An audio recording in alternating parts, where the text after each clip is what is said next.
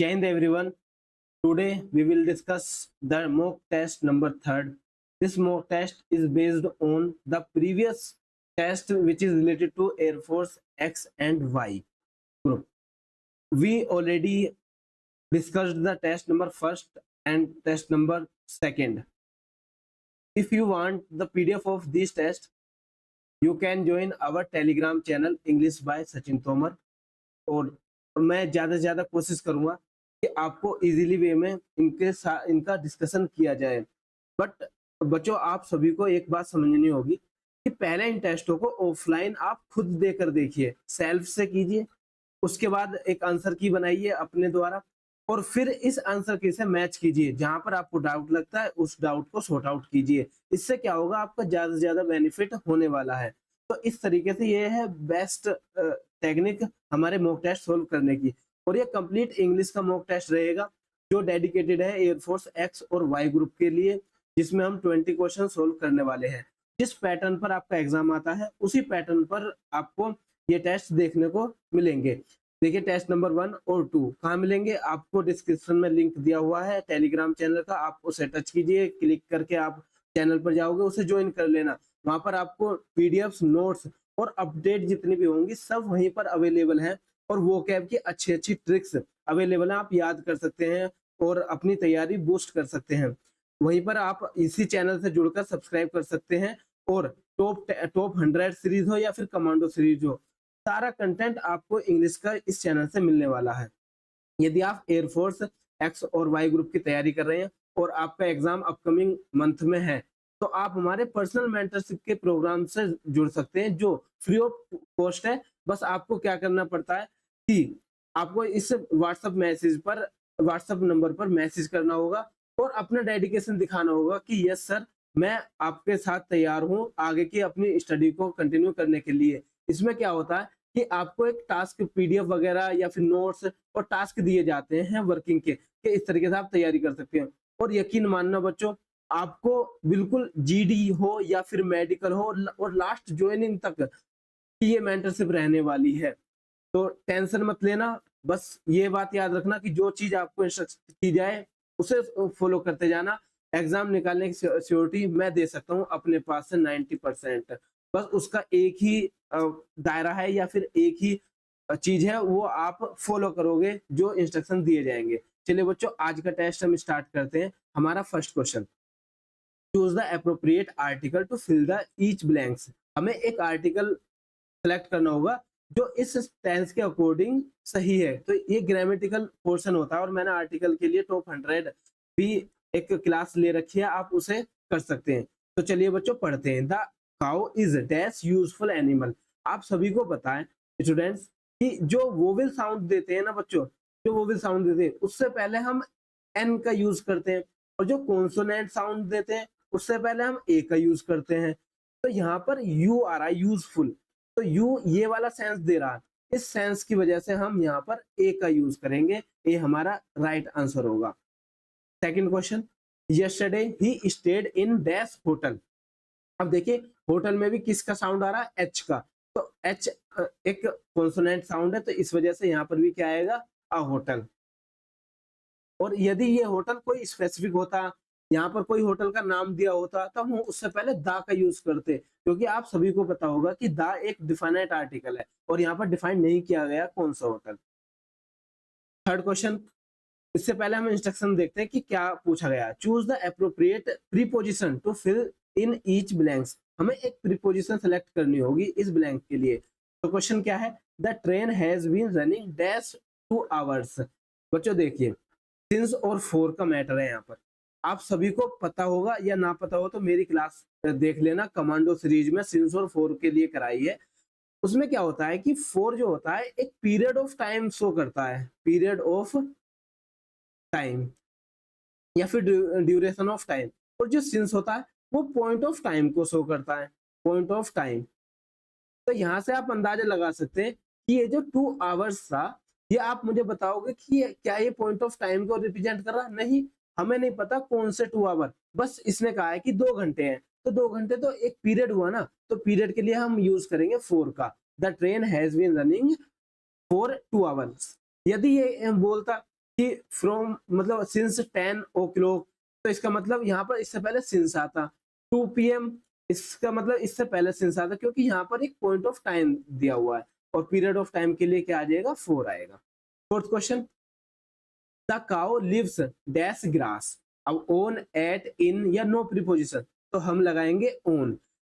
जो भी चीज डिपेंड होती है ना, उसके लिए हम ओन लगाते हैं। तो cow lives on grass means depend on, depend on, तो हमारा ए सही आंसर होगा। फिफ्थ देखें, choose the correct word from the brackets. अब देखिए, द मिल्क हैज बिकम, अब हमारे पास दो ऑप्शन दिए हैं स्टूडेंट्स, शोर और शोर। दोनों की स्पेलिंग अलग है, प्रोनाउंसिएशन बिल्कुल सेम होते, थोड़ा बहुत फर्क आ जाता है बस ट्यूनिंग में। तो यहाँ पर बस हम मीनिंग जानेंगे। जो ये SOUR वाला शोर होता है, इसका मतलब होता है खट्टा। क्या होता है बच्चों, खट्टा। हम कह सकते हैं फल वगैरह के लिए यूज हो जाता है, ये खट्टे फल वगैरह। और शोर SOR के मतलब होता है दुख, दुख। ग्लोमी कह सकते हैं बच्चों, तो ग्लोमी भी उदासी या फिर हम वर्ड यूज करें तो दुख के लिए यूज होता है ये वर्ड। तो यहाँ पर अब देखिए, मिल्क दुख तो नहीं होगा, तो क्या होगा, शोर होगा। तो इसका आंसर होगा ए, बी नहीं होगा। सिक्स क्वेश्चन देखते हैं, every week I dash my pen. अब लॉस, लॉस का मतलब होता है खोना, और लूज का मतलब होता है ढीला। तो यहाँ पर ये जो बात कर रहा है पेन खोने की या फिर ढीला करने की, तो पेन के लिए ढीला तो नहीं आएगा, क्या आएगा बच्चों, लॉस आएगा, खोना। Choose the Rongli spelt word. अब हमें इन गिवन वर्ड में से स्पेल्ट के जो रोंगली स्पेल्ट वर्ड है, हमें उसके बारे में बताना है। तो अम्ब्रेला, अम्ब्रेला की स्पेलिंग बिल्कुल सही है। एकोमोडेशन, याद रखना बहुत बार आया है ये एग्जाम में, मैं अपने पर्सनल एक्सपीरियंस से बता रहा हूँ आपको कि A होता है, O M होता है, तो एकोमोडेशन बिल्कुल सही है। कमिटी की स्पेलिंग तो हर एग्जाम में देखने को मिली है कभी ना कभी, तो इसमें क्या होता है, MM, TTE होता है। तो यहाँ पर जो गलत स्पेलिंग है वो है रिसीव। और what is the correct spelling of receive, RECEVE, receive. तो ई और आई में एक्सचेंज है, यहाँ पर एरर थी। Eighth question, a good deal. देखिए बच्चों, ये थोड़ा सा रिलेवेंट क्वेश्चन था, वैसे तो इसका आंसर ऑफन होगा अक्सर। और अ गुड डील का मतलब होता है अच्छी, एक अच्छी डील होना। Ninth question, rainy day. अब ये क्या है, ये फ्रेजल वर्ब है, इडियम या फिर फ्रेज। तो इडियम का हमें मतलब बताना होता है, वैसे तो उसकी वर्डिंग जो होती है बच्चों वो गलत मतलब अलग होती है, और जो उसका मीनिंग होता है उससे बिल्कुल विपरीत होता है या फिर उससे रिलेटेड अलग होता है, वो वर्ड नहीं यूज होता। तो द रेनी डे का मतलब अ डे ऑफ जॉय नहीं होगा, अ वेट डे नहीं होगा, अ वेरी कोल्ड डे नहीं होगा। अब देखिए, रेनी से बच्चे क्या समझेंगे कि वेट गीला हो जाना या फिर कोल्ड ठंडा हो जाना, ऐसा डे नहीं। A day of financial hardship, मतलब saving the money for the future plan, future plan के लिए या फिर मुश्किल समय के लिए पैसे को बचा कर रखने को हम अ रेनी डे बोलते हैं। टेंथ क्वेश्चन, अ वाइट पेपर। तो इसका मतलब क्या होगा, अ वाइट पेपर होगा, नहीं होगा। अ अनरूल्ड पेपर होगा, नहीं होगा।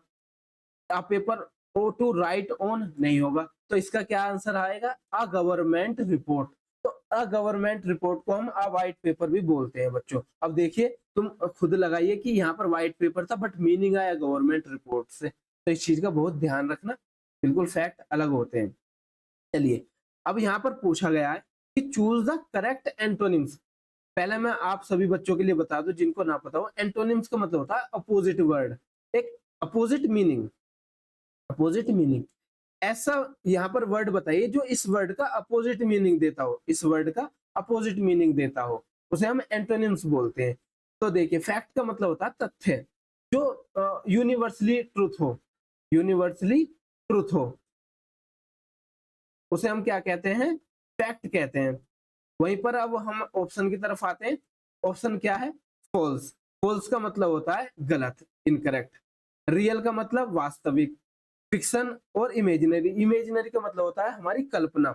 तो फिक्शन इसका सबसे सुटेबल एंटोनिम्स होगा, क्योंकि फिक्शन का मतलब होता है यूनिवर्सल काल्पनिक चीजें या universal imaginary things. 12th question, eager. Eager means होता है बच्चों कीन। कीन का मतलब होता है उत्साह या उत्सुक होना किसी चीज के लिए, क्यूरियोसिटी लाना, तो उसे हम कहते हैं ईगरनेस। बट इसका अपोजिट बताना था, तो ग्रीडी का मतलब क्या होता है? लालची। ग्रीडी मीन्स लालची। मैं आपको अलग से क्लास लेकर आऊंगा एंटोनिम्स सिनोनिम्स की, जिसमें 100 to 200 क्वेश्चंस रहने वाले हैं।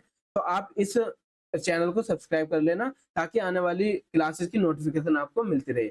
रिलक्टेंट में अभी इसका मतलब बताता हूँ। एंग्सियस, एंग्सियस का मतलब होता है बच्चों क्यूरियस, क्यूरियस। और क्यूरियस कीन भी कह सकते हैं, या फिर हम ईगर का इसे सिनोनिम बोल सकते हैं। ये ईगर का सिनोनिम है।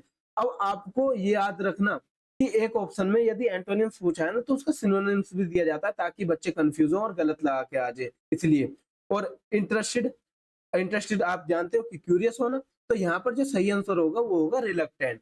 और रिलक्टेंट का मतलब होता है अनिच्छुक होना। अनिच्छुक का मतलब कह सकते हैं हम अनविलिंग, अनविलिंग। और अदर क्या हो सकता है? इन इंटरेस्टेड, अनइंटरेस्टेड, अनइंटरेस्टेड। तो इसे भी हम बोल सकते हैं। तो सही आंसर क्या हुआ? B option. चलिए बच्चों 13 बताइए। 13 क्या है? फिल्मसी। फिल्मसी के बारे में जानिए। फिल्मसी का मतलब होता है बिल्कुल पतला, बिल्कुल कमजोर, कमजोर। तो यहाँ पर इसका क्या बताना था? सिनोनिम, एंटोनिम्स बताना था। अब साउंड का मतलब तो आप जानते हो, आवाज। स्ट्रॉन्ग अभी बताते हैं हम आपको, स्ट्रॉन्ग का मतलब भी हार्ड होता है। विग्रस, वाइग्रस का मतलब क्या होता है? वाइग्रस का मतलब होता है जोरदार, जोरदार। मैं हिंदी इसलिए बता रहा हूँ स्टूडेंट, आपको जल्दी हो याद करने की, और याद जल्दी कर लें। और कुछ बच्चे ऐसे भी जो हिंदी माध्यम से पढ़े हुए बच्चे हैं, जिनको थोड़ा सा इंग्लिश में अनकंफर्टेबल फील होता है, बट मैं सभी के लिए ये वाली क्लास लेकर आया हूँ।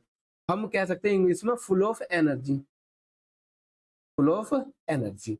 और उसके बाद वीक का मतलब कमजोर, ये इसका सिनोनिम है सीधा सीधा। अगर सिनोनिम्स पूछा जाता तो हम वीक लगा देते, बट हमारे पास एंटोनिम्स पूछा गया था, इसलिए हम स्ट्रॉन्ग सही आंसर लगाएंगे। 14 देखिए, choose the word similar meaning. अब सिमिलर को सिनोनिम्स बोलते हैं और सिमिलर भी बोल देते हैं। तो वर्ड है हमारे पास डिफर। डिफर का मतलब होता है टालना। डिफर मीन्स टालना। और टालना को क्या कह सकते हैं हम? अवॉइड कह सकते हैं, अवॉइड। तो यहाँ से पहला आया रिजेक्ट। रिजेक्ट का मतलब होता है मना करना। ऑब्जेक्ट कई चीजों में आ जाता है, जैसे कि सब्सटेंस हो गए, अपना टारगेट हो गया। तो ऑब्जेक्ट के बहुत सारे मीनिंग होते हैं। पोस्टपोन का मतलब टालना, अराइव का मतलब पहुंचना। तो यहाँ पर आंसर होगा पोस्टपोन। 15 15 क्वेश्चन है हमारा अटेन। अटेन का मतलब होता है गेन, गेन। या फिर हम कह सकते हैं अचीव, अचीव ये भी वर्ड है। तो प्राप्त करना। तो यहाँ पर अटेंड नहीं होगा, रीच नहीं होगा, अराइव नहीं होगा। सही आंसर होगा to gain by effort. Effort के द्वारा कुछ चीज प्राप्त करना। चलिए भाई 16th क्वेश्चन। 16 था हमारा एबंडन। एबंडन का मतलब होता है गिव अप, गिव अप, छोड़ना। तो टू लीव भी इसका आंसर सही हो। 17th क्वेश्चन, अ मेडन स्पीच मीन्स। याद रखना बच्चों, ये है हमारा इडियम्स। और इडियम में बताना कि मेडन स्पीच क्या होती है। तो मैं मेडन स्पीच के बारे में बता दूं। एक ऐसी स्पीच जो पहली बार दी गई हो, उसे हम मेडन स्पीच बोलते हैं। मतलब अपनी लाइफ की पहली स्पीच को हम मेडन स्पीच बोलेंगे। तो क्या आएगा आंसर सही? आप speech for the first time. चलिए बच्चों यहाँ तक 17 क्वेश्चन कंप्लीट हुए। आई होप आपको अच्छे लगे होंगे। अब इसके बाद देखते हैं रीडिंग कॉम्प्रिहेंशन। याद रखना स्टूडेंट्स, ये एक कंफर्म है आपके एग्जाम में, एक कॉम्प्रिहेंशन या फिर एक पैसेज आए जिसके बेसिस पर आपसे 3 क्वेश्चन 4 क्वेश्चन पूछे ही जाएंगे। अब इन क्वेश्चनों को करने का तरीका जानिए। सबसे ज्यादा दिक्कत आती है बच्चों को इसमें, और किसी किसी के लिए ये कंप्लीट फुल मार्क्स देकर जाता है। फुल मार्क्स मीन्स सारे सारे वो सही करते हैं, करेक्ट करते हैं। वो भी कैसे? सिर्फ अंडरस्टैंडिंग पावर से। तो इसके लिए मैं अलग से क्लास लेकर आऊंगा, बट यहाँ पर समझाता हूँ आपको बेसिक नॉलेज क्या होनी चाहिए। पहले आप पढ़ोगे क्वेश्चन, जैसे 18 क्वेश्चन है व्हाट इज लिबर्टी। 19 क्वेश्चन है how far can we free. और 20 क्वेश्चन है what have we accommodate our liberty. अब ये तीन हमने रीड कर लिए, सिर्फ रीड किए हैं। उसके बाद अब हम रीड करेंगे अपना पैसेज। तो जब हम पैसेज को रीड कर रहे होंगे तो हमारी अंडरस्टैंडिंग पावर अलग से हो जाएगी कि अच्छा ये वाला वर्ड मैंने क्वेश्चन में पढ़ा था, तो ये क्वेश्चन से रिलेट कर रहा है, तो जल्दी से इसके आसपास हमें आंसर मिल सकता है। ठीक है बच्चों, अब मैं पढ़ता हूँ आपका पैसेज क्या है। Liberty is not a personal affairs only but it is a social contract. अब देख रहे सोशल कॉन्ट्रैक्ट वहां पर आया था, लिबर्टी कैसी चीज, तो यहाँ से हमें आंसर मिल जाएगा। In matters which do touch anybody as liberty of course one may be as free as one like. In many matters we act according to our own wishes and do not consult others. We have a whole kingdom in which we rule alone, can do what we choose. There are lots of people in the world and we have to accommodate our liberty to their liberties. तो बच्चों अब आपको ये समझ में आ गया होगा, ये सारा जो सार था इसका पैसेज का ब्रीफ अगर समरी की जाए तो ये लिबर्टी के ऊपर है कि हमारी खुद की आजादी मायने नहीं रखती, हमारी खुद की लिबर्टी नहीं, औरों की भी लिबर्टी मायने रखती है, क्योंकि ये सोशल कॉन्ट्रैक्ट है। ऐसा नहीं है कि मैं लिबर्टी में हूँ तो और कोई भी नहीं रहेगा या फिर मेरी वजह से दूसरों को डिस्टरबेंस हो, तो सबको अपनी लिबर्टी प्यारी होती है, सबको सबकी लिबर्टी देखनी चाहिए। इस टाइप में ये पैसेज है। तो हम आंसर देखते हैं पहले का क्या आएगा। तो यहाँ पर पैसेज का फर्स्ट क्वेश्चन है, लेकिन 18th क्वेश्चन हमारे टेस्ट का है, व्हाट इज लिबर्टी। अब लिबर्टी में पर्सनल अफेयर्स तो नहीं बताया था, तो क्या कहा था, लिबर्टी अ सोशल कॉन्ट्रैक्ट। यहाँ पर देख लीजिए what it is a social contract. बात आई समझ में। चलिए बच्चों 19th क्वेश्चन है, how far can we free, हम कैसे फ्री हो सकते हैं। तो देखिए यहाँ पर सेकंड आंसर है, when we do not touch others liberty, जब हम दूसरे की लिबर्टीज को टच ना करें। ठीक है बच्चों। चलिए 20th question, what have we accommodate our liberty to the law of the land, to the liberty of others, to the liberty of our neighbors, to the liberty of our family। देखिए family जैसा word नहीं आया था, neighbour जैसा वो नहीं आया था, और लैंड भी वर्ड यूज नहीं हुआ, तो हमारा क्या आएगा सही answer B, to the liberty of others. Clear है बच्चों, यहाँ तक आपको बात समझ में आई होगी, आपने अच्छे तरीके से इसे किया होगा। और मैं फिर से बता रहा हूँ, यदि आपको इन टेस्ट की पीडीएफ नोट्स या फिर कुछ भी अपडेट चाहिए तो हमारे टेलीग्राम चैनल को आप ज्वाइन कीजिए, विजिट कीजिए, वहां पर आपको बहुत अच्छा कंटेंट मिलने वाला है इंग्लिश को लेकर, और हमारी इस सीरीज से ज्वाइन हो जाइए। और इसके बाद यदि आप मुझे पर्सनल मेंटरशिप में आना चाहते हैं और चाहते हैं कि हमें कोई गाइड करने वाला हो, क्योंकि बच्चों बहुत सारे स्टूडेंट्स ऐसे होते हैं जिनके पास ऑफलाइन जाने के लिए पैसे नहीं होते या फिर ऑफलाइन नहीं अवेलेबल होता, तो वो कैसे किसी से गाइडेंस ले, तो उस गाइडेंस को मैं जिंदा करना चाहता हूँ बच्चों। आपको सिर्फ इस पर व्हाट्सएप मैसेज करना है और पूरे दिल से आपको लग जाना है। पेपर क्या, आपको फिजिकल हो, ग्रुप डिस्कशन हो, मेडिकल हो, हर चीज के लिए गाइडेंस मैं प्रोवाइड कराने वाला हूँ, क्योंकि मैंने खुद एयरफोर्स एक्स ग्रुप में 326 AIR रैंक हासिल की थी, तो उस सबका एक्सपीरियंस है। आप इस चैनल को सब्सक्राइब करना, और अब हम मिलेंगे अगले टेस्ट में। तब तक आप अपनी तैयारी करते रहें, जो भी मेरे पास सजेशन या गाइडेंस होगी आपके लिए मैं जरूर लेकर आऊंगा। अब हम मिलेंगे नेक्स्ट वीडियो में, तब तक के लिए धन्यवाद। जय हिंद बच्चों।